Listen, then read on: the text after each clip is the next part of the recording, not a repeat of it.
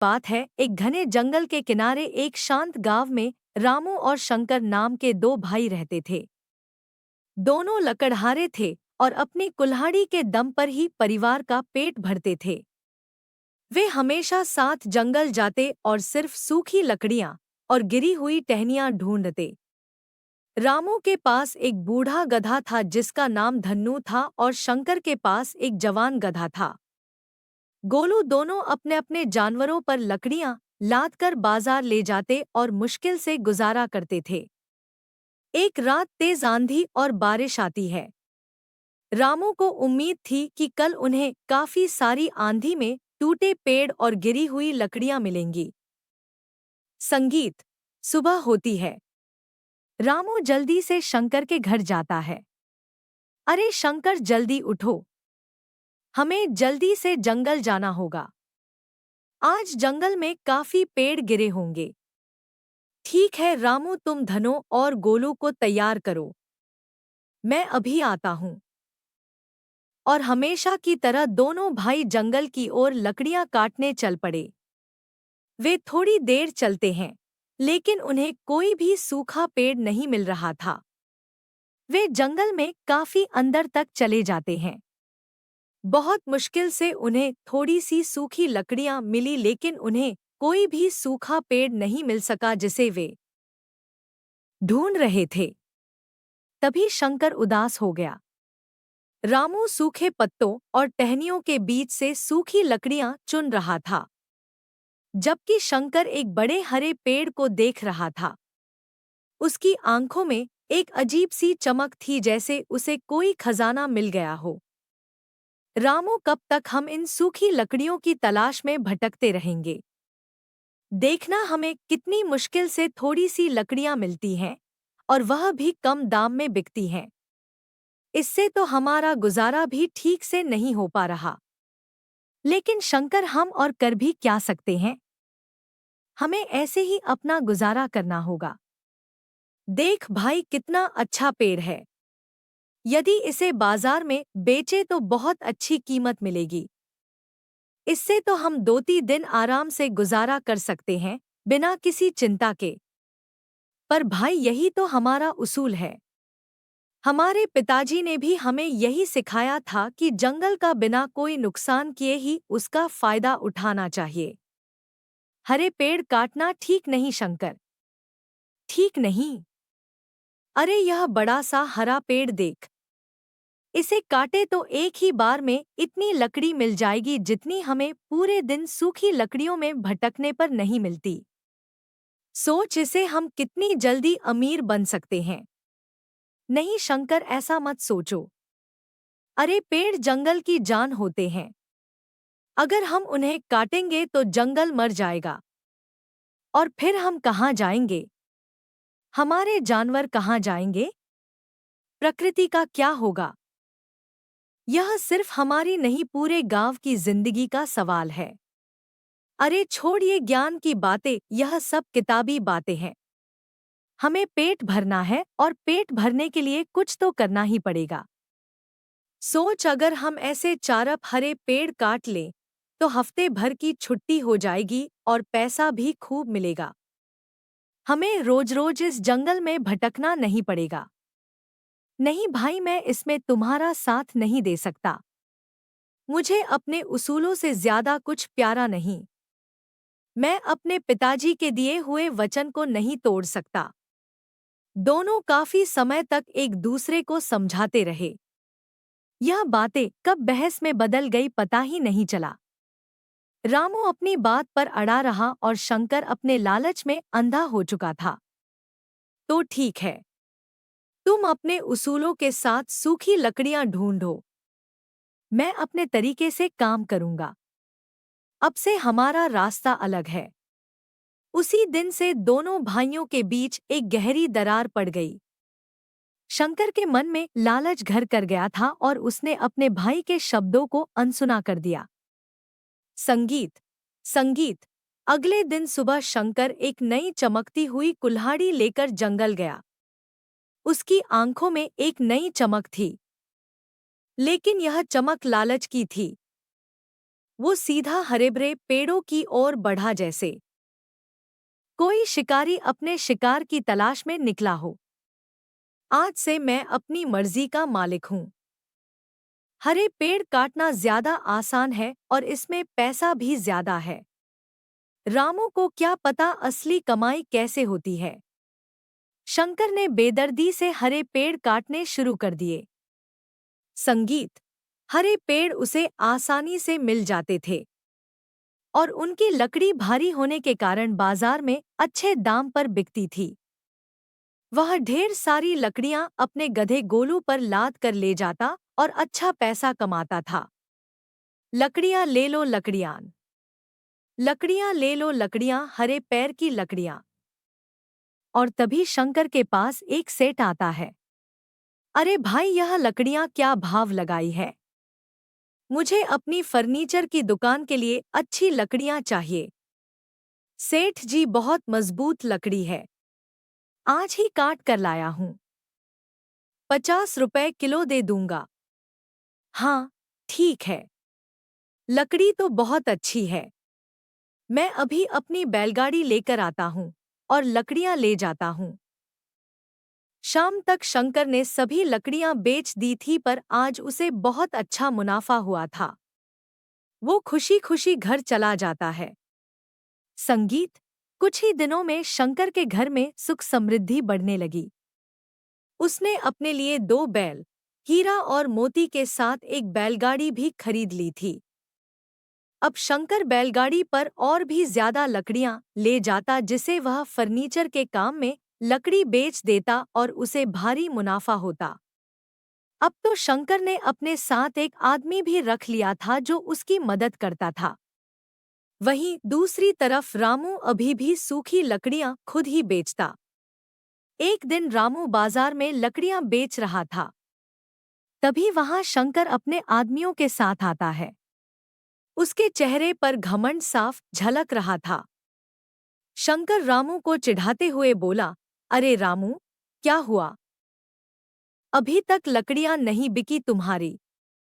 देखो, मेरी तो गाड़ी खाली भी हो गई। मेरी मानो तो मेरे साथ काम करो। खूब पेड़ काटेंगे। यह क्या तुम सूखी लकड़ियों के पीछे पड़े हो? इनसे भला क्या कमाई होगी? नहीं शंकर, नहीं। मैं ऐसा कभी नहीं करूंगा। बल्कि मैं तो तुम्हें यह सब करने के लिए मना करता हूँ। हम प्रकृति को नुकसान पहुंचाकर धन नहीं कमा सकते। यह सुनकर शंकर ने एक तिरछी नजर डाली और अपनी बैलगाड़ी पर बैठकर घर चला गया। उसके होठों पर अभी भी मुस्कान थी। वही रामू अभी भी अपनी लकड़ियां बेचने के लिए बैठा था। शाम हो चुकी थी।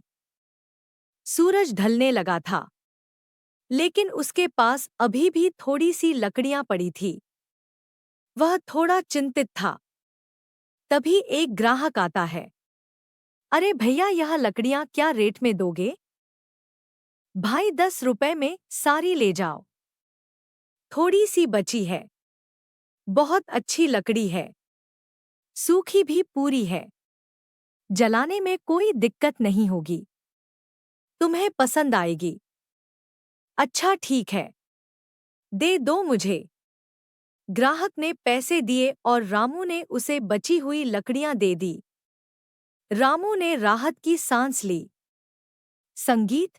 कुछ दिनों बाद रामू ने देखा कि शंकर के काम करने के तरीके से जंगल को कितना नुकसान हो रहा है। जहां शंकर ने पेड़ काटे थे, वहां की जमीन सूखने लगी थी और मिट्टी ढीली पड़ रही थी। जंगल का वो हिस्सा धीरे धीरे वीरान होता जा रहा था। एक दिन रामू शंकर के पास गया, जो अभी एक और हरा भरा पेड़ गिराने वाला था। शंकर अपनी नई कुल्हाड़ी से वार पर वार कर रहा था और पेड़ धीरे धीरे झुक रहा था। शंकर भाई, मैं तुमसे एक बार फिर बात करने आया हूं। तुम्हें यह सब बंद करना चाहिए। क्या है रामू? मेरी तरक्की देखकर जलन हो रही है क्या? अब तुम मुझे रोकना चाहते हो? देखो, मैंने क्या कुछ नहीं कर लिया है। नहीं भाई, मैं तुम्हारे लिए नहीं, जंगल के लिए चिंतित हूँ।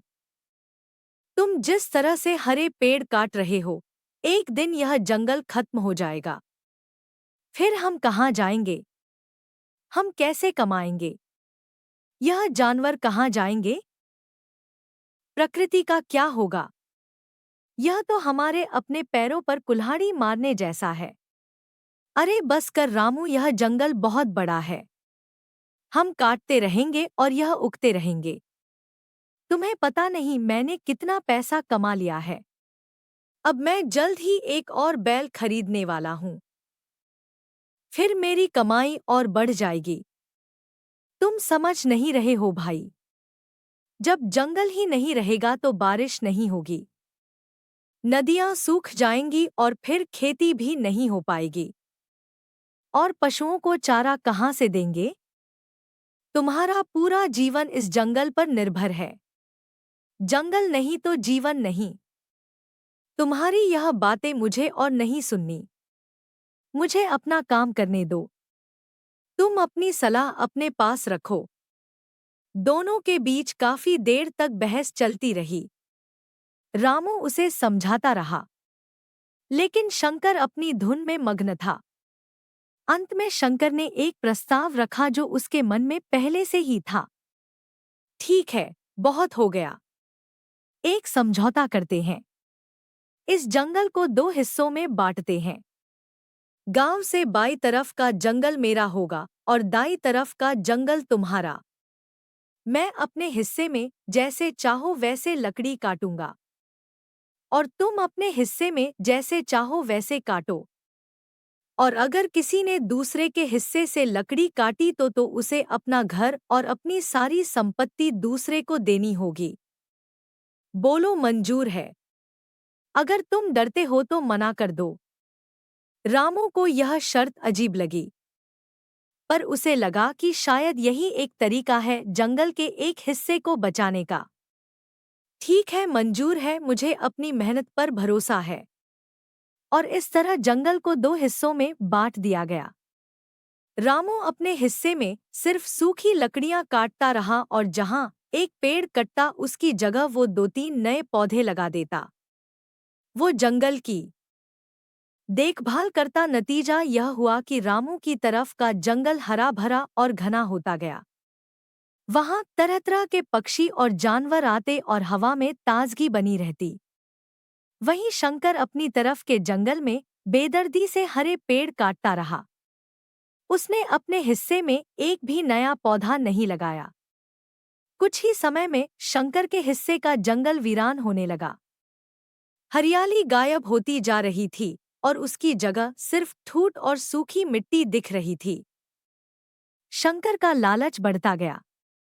वह और तेजी से पेड़ काटता गया जैसे उसे दुनिया की कोई फिक्र ही ना हो। लेकिन धीरे धीरे उसे अपने कर्मों का फल मिलना शुरू हुआ।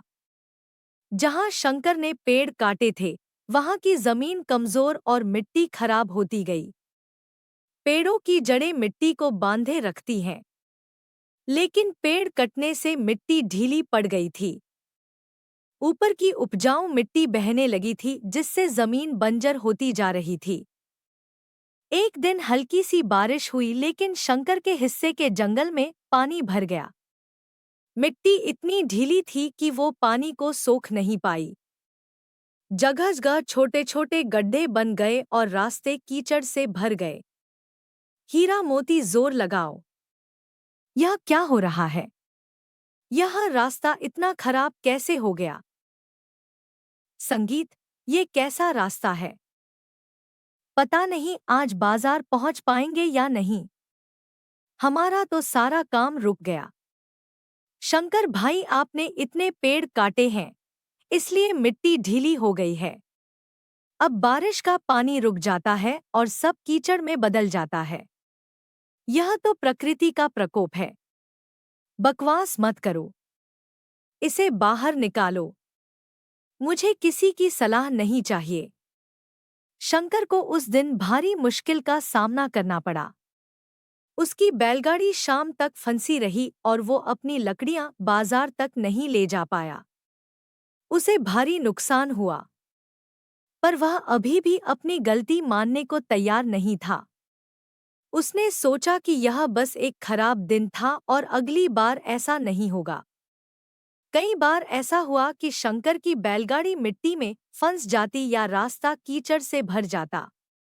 उसकी आमदनी कम होने लगी क्योंकि वह हर बार बाजार तक लकड़ियां नहीं पहुंचा पाता था और मजदूरों को तो एक दिन का किराया देना ही पड़ता था। इससे उसका खर्चा बढ़ता गया और मुनाफा घटता गया। संगीत। कुछ समय बाद गांव वालों ने भी जंगल में आ रहे बदलाव को महसूस किया। जहां पहले पानी के झरने बहते थे, वहां अब सूखी जमीन दिखती थी। गांव के जानवरों को भी चारा नहीं मिल रहा था। एक दिन गांव का एक किसान अपनी गायों को चराने शंकर के हिस्से के जंगल में गया। उसने देखा कि जमीन कितनी बंजर हो गई है और उसकी गायों को खाने के लिए घास भी नहीं मिल रही। उसकी गाय भूखी थी और प्यासी थी। वो शाम को जब गांव वापस आया तो यह सब मुखिया को बताने चला गया। मुखिया जी, हमारे जंगल को क्या हो रहा है? जंगल का एक हिस्सा तो हरा भरा है, वहीं जंगल का दूसरा हिस्सा तो पूरा सूखा पड़ा है। वहां तो कुछ भी नहीं है। हमारी गायों को चारा नहीं मिल रहा है। अगर ऐसा ही चलता रहा तो हमारी खेती भी चौपट हो जाएगी। मुखिया ने गांव वालों को बोला कि पता करो आखिर इसका कारण क्या है। क्यों जंगल का एक हिस्सा सूखा जा रहा है? लोग आपस में चर्चा करने लगे। कुछ लोगों को शंकर के बारे में पहले से पता था, लेकिन किसी ने खुलकर नहीं कहा था। और ठीक 2 दिन बाद गांव के हर आदमी को यह बात पता चल गई कि आखिर क्यों जंगल का एक हिस्सा सूख रहा है। उन्होंने यह बात मुखिया को बताई। अगले ही दिन गांव के मुखिया ने एक पंचायत बुलाई। रामू और शंकर दोनों को बुलाया गया। गांव के सभी लोग वहां उपस्थित थे और सबकी आंखों में चिंता थी। गांव वालों, हमारे जंगल को क्या हो रहा है? यह हमारी जीवन रेखा है। मुझे पता चला है कि शंकर ने हरे पेड़ काटे हैं, जिसके कारण जंगल को बहुत नुकसान हुआ है। क्या यह सच है शंकर? शंकर सफाई देते हुए कहता है। उसकी आवाज में घबराहट थी। नहीं मुखिया जी, यह सब प्रकृति का काम है। मैं क्या करूं? बारिश नहीं हुई तो इसमें मेरी क्या गलती? मुखिया जी, शंकर भाई सही कह रहे हैं कि प्रकृति का काम है, पर प्रकृति ने उन्हें चेतावनी ही तो दी है। अगर हम प्रकृति का नुकसान करते हैं, तो प्रकृति भी हमारा नुकसान अवश्य ही करेगी। मैंने शंकर को कई बार समझाया कि हरे पेड़ ना काटे, पर इसने मेरी एक बात नहीं सुनी और अब आप देख सकते हैं, मेरे हिस्से का जंगल हरा भरा है। मुखिया जी, आप खुद ही देख लीजिए जंगल जाकर। गांव वालों और मुखिया ने जंगल का दौरा किया ताकि बात अच्छे से पता चल सके। उन्होंने अपनी आंखों से फर्क देखा। जहां शंकर पेड़ काटता था उस हिस्से में सूखी बंजर जमीन थी जहां धूल उड़ रही थी, जबकि रामू का हिस्सा हरियाली से भरा था, जहां पक्षी चहचहा रहे थे और हवा में भीनी सुगंध थी। यह देखकर गांव की पंचायत वहीं फैसला करने जुट जाती है और काफी चर्चा करने पर मुखिया जी निर्णय देते हैं। सभी लोग चुपचाप मुखिया जी की ओर देख रहे हैं। पंचायत ने फैसला लिया है, आज से इस पूरे जंगल में किसी को भी हरे पेड़ काटने की इजाजत नहीं होगी। अगर किसी ने भी ऐसा किया तो उसे गांव से निकाल दिया जाएगा और उसकी संपत्ति छीन ली जाएगी। यह जंगल हम सबका है और हम इसे बर्बाद नहीं होने देंगे। हमें अपनी अगली पीढ़ियों के लिए इसे बचाना होगा। गांव वालों ने मुखिया के फैसले का स्वागत किया। शंकर का चेहरा उतर गया। उसके लालच के कारण अब उसे कोई भी हरा पेड़ काटने की इजाजत नहीं थी और उसे अपनी गलती का एहसास होना शुरू हो गया था। शंकर के पास अब कोई रास्ता नहीं था। वो रामू के हिस्से के जंगल में भी नहीं जा सकता था क्योंकि उसने रामू से समझौता किया हुआ था और उसे अपना घर और संपत्ति खोने का डर था। अब शंकर के सामने एक बड़ी चुनौती थी। उसने अब ईमानदारी से सूखी लकड़ियां ढूंढनी शुरू की, लेकिन उसके हिस्से का जंगल लगभग खाली हो चुका था। वहां सूखे पेड़ भी बहुत मुश्किल से मिलते थे। शंकर को अब बहुत थोड़ी लकड़ियां मिलती थी, जिससे उसकी आमदनी बहुत कम हो गई। उसके बैल, हीरा और मोती भी अब ज्यादा काम के नहीं रहे, क्योंकि जंगल में लकड़ी ही नहीं थी ढोने को। उनके पास खाने को भी पर्याप्त चारा नहीं था। शंकर के पास अब कोई रास्ता नहीं था। उसे अपनी गलती का गहरा एहसास हुआ। वो रात दिन अपनी गलतियों के बारे में सोचता रहता था। उसका अभिमान पूरी तरह टूट चुका था। अब मैं क्या करूं? मुझे तो सूखी लकड़ियां भी नहीं मिलती। मेरा तो सब कुछ चला गया। मैंने सब कुछ बर्बाद कर दिया। वहीं दूसरी तरफ रामू के हिस्से का जंगल हरा भरा और घना था। उसे सूखी लकड़ियां आसानी से मिल जाती थी, क्योंकि जंगल में पेड़ ज्यादा थे और प्रकृति का संतुलन बना हुआ था। रामू ने अपनी मेहनत और ईमानदारी से पैसा कमाया। उसने अपने गधे धनों की जगह 2 स्वस्थ बैल खरीदे, ठीक वैसे ही जैसे पहले शंकर के पास थे।